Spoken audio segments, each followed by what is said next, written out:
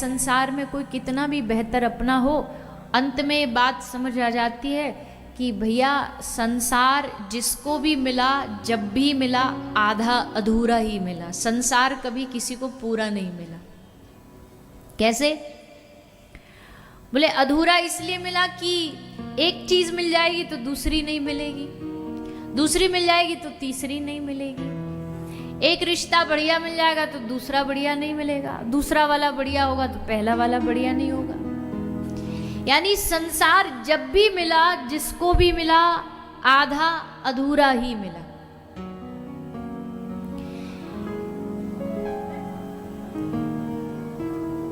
किसी को माता पिता बढ़िया मिल जाएंगे तो मित्र बढ़िया नहीं मिलेंगे, मित्र बढ़िया मिल जाएंगे तो पुत्र बढ़िया नहीं मिलेगा, पुत्र बढ़िया मिल जाएगा तो पति बढ़िया नहीं मिलेगा, पति बढ़िया मिल गया तो कोई दूसरा रिश्ता बढ़िया नहीं मिलेगा, वो सहयोगी नहीं मिलेगा। इसका मतलब है कि कहीं ना कहीं संसार में कोई ना कोई कमी रह ही जाती है, या जो भी संसार से गया वो अतृप्त होकर ही गया, पूरा पाके नहीं गया, कुछ ना कुछ छूटा उससे, कुछ ना कुछ रहा उससे। धन अच्छा था तो तन बढ़िया नहीं था, तन में बहुत रोग थे। किसी का भगवान ने तन बढ़िया दे दिया तो किसी के मन के दुख बहुत हैं। मन का दुख भी नहीं तो स्वभाव के दुख बहुत हैं। हमने तो देखा है कि जमाने में 80% लोग तो अपने स्वभाव से ही दुखी हैं, वो अपने ही मन से दुखी हैं, उनके दुख का कोई कारण नहीं है। उनकी अगर चेकलिस्ट चेक करने जाओगे तो आपको लगा अरे राम राम राम, इतना हमारे पास होता तो हम खुशी से नाचने लग जाते। पर जो कह रहा हम खुशी से नाचने लग जाते, वो अगर अपनी भी चेकलिस्ट चेक करे ना तो सामने वाले को देख के ये लगता है कि इसकी जिंदगी में जो ये होता तो हम नाचने लग जाते। वही वाली हालत है कि एक सेठ जी एसी कमरे में बढ़िया बैठे, कुर्सी के ऊपर, रिवॉल्विंग चेयर के ऊपर बढ़िया बैठे बैठे वहीं से ऑर्डर दे रहे हैं, कॉफ़ी लाओ, जूस लाओ, नारियल पानी लाओ। और एक मजदूर बेचारा बाहर धूप में कंधे पर चावल की, गेहूं की बोरियां ढो ढो करके दूसरे ट्रक में डाल रहा है। तो मजदूर जो बाहर खड़ा है वो मन में उस सेठ को देख करके क्या कह रहा है, आहा हा हा, भगवान क्या बढ़िया जीवन दिया है सेठ जी को, देखो कैसे एसी कमरे में बैठे बैठे ऑर्डर पेल रहे हैं, ऑर्डर दे रहे हैं इसको उसको, क्या जीवन है, एक ही कुर्सी पे बैठे बैठे खूब मजे ले रहे हैं। अब वो बाहर बैठा बैठा ये सोच रहा है, और जो सेठ जी हैं कुर्सी पर वो खिड़की से उसे देख रहे हैं, और क्या देख रहे हैं कि 1 घंटे में 10 बार इसने, 50 बार इसने बोरी उठाई कंधे पे और फिर दूसरी जगह डाला है, फिर उठाई दूसरी जगह डाला है। हमारी कमर ऐसी दुखती है कि हम एक छोटा सा कोई सामान, स्टूल भी उठा के दूसरी जगह नहीं रख पाते। आहा, भगवान ने कितना बढ़िया जीवन, कितना बढ़िया शरीर दिया, इसको देखो कैसे फुर्ती है, यहाँ से वहाँ, यहाँ से वहाँ भाग रहा है। अब ये जीवन, ये कहानी किसकी है? ये हम सब की जीवन की कहानी है कि सेठ मजदूर को देख करके उसका जीवन बढ़िया बता रहा है और सामने वाला सेठ का जीवन बढ़िया बता रहा है। हम पड़ोसी का जीवन अच्छा बता रहे हैं और पड़ोसी हमारा जीवन अच्छा बता रहा है। जीवन दोनों का ही बढ़िया है, लेकिन अपनी अपनी दृष्टि का खेल है, अपनी अपने नजरिए का खेल है। इसलिए संसार जब भी मिला आधा अधूरा मिला, पर प्रभु जब भी मिले, भगवान परमात्मा जब भी मिला, भगवान कभी आधा अधूरा नहीं मिलता है। भगवान जब भी मिला, जिसको भी मिला, पूरा की पूरा मिला। कहत कबीर में पूरा पाया, कबीरदास जी कहते हैं मैंने पूरा पा लिया, संपूर्ण पा लिया।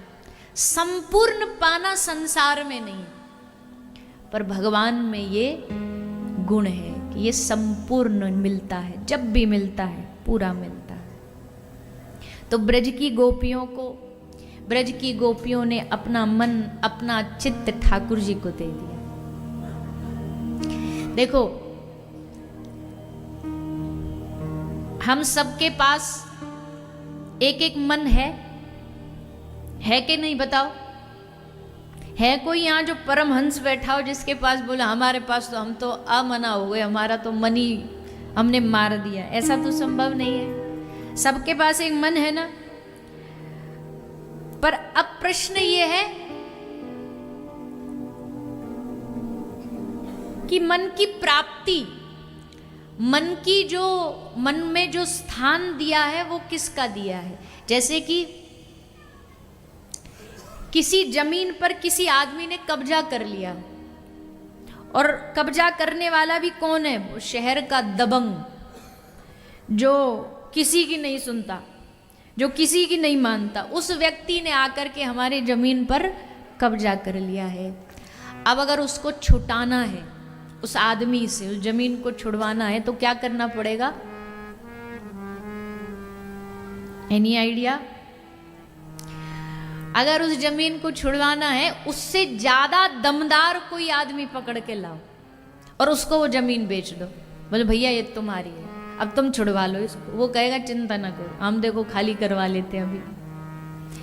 तो दुनिया तो है ही दमदार, यहाँ सब अपना अपना जोर लगा करके हमारे मन पर कब्जा करके बैठे हैं। पर जो दुनिया में सबसे दमदार है ठाकुर जी, उनको इस जमीन को दे दो, यानी उनको इस दिल को दे दो, मन को दे दो, और कहो कि प्रभु अब तुम जैसे इसको संभालना है तुम संभालो, किसको बाहर निकालना है किसको भीतर, ये सब आपकी जिम्मेदारी, हमारे बस का खेल नहीं है। तो फिर ठाकुर जी क्या करेंगे? बोले भगवान अपना जगह, अपना स्थान बनाने के लिए जगह बनाएंगे पहले, और पहले धीरे धीरे जगह बनाते बनाते फिर एक समय आएगा कि उनके अलावा हृदय में जगह किसकी नहीं रहेगी, केवल वही ही वही रहेंगे। अभी हमारे हृदय में ठाकुर जी क्यों नहीं आते? बोले इसलिए नहीं आते, आना तो चाहते हैं बेचारे, पर देख रहे हैं दिल में, दिल के सारे कोनों में कोई ना कोई बैठा है। इस कोने में बच्चे बैठे हैं, इस कोने में परिवार बैठा है, इस कोने में बिजनेस बैठा है, इस कोने में प्रतिष्ठा मान बैठी है, पूरा भरा हुआ है। और भरा हुआ है और मानव ने पहले से ही हाउसफुल का बोर्ड लगा रखा है। अब ये छोटा सा हॉल है हमारा, अब इस हॉल में बाहर अगर कथा भर जाए सब लोग, तो बाहर फिर लिख देंगे, बोले भैया भीतर जगह नहीं है, हाउसफुल है। अब जो समझदार होगा वो तो पहले ही बोले भीतर जगह नहीं भैया, दूसरे हॉल जहाँ टीवी लगी है वहाँ जाके बैठ जाते। पर जिसको माथा बच्ची करनी होगी वो क्या करेगा? वो जबरदस्ती भीतर घुसने की कोशिश करेगा। पर जिसने, जो समझदार हो पहले ही पढ़ लेगा, बोले हाउसफुल है भैया, हमारी कोई जगह नहीं है, बाहर जाके कहीं बैठते हैं। तो वैसे ही ठाकुर जी माथा पच्ची नहीं करते। जब उन्होंने देखा कि इसने तो दुनिया पूरी बिठा रखी है, हाउसफुल है, तो हम तो बाहर से प्रणाम करके निकल जाते हैं। जब जगह ही नहीं तो क्या करे भीतर जाके? लेकिन जब वो देखेंगे कि नहीं, इसने मेरे लिए भी अपने हृदय में थोड़ा स्थान बचा रखा है, बाकी रख रखा है, तब ठाकुर जी इस हृदय में घुसने का प्रयास करते हैं, तब इस हृदय में प्रवेश करते हैं। तो पहले हृदय में जगह बनानी पड़ेगी, हृदय में रिक्त खाली स्थान छोड़ना पड़ेगा, तब ठाकुर जी हमारे हृदय में पधारेंगे।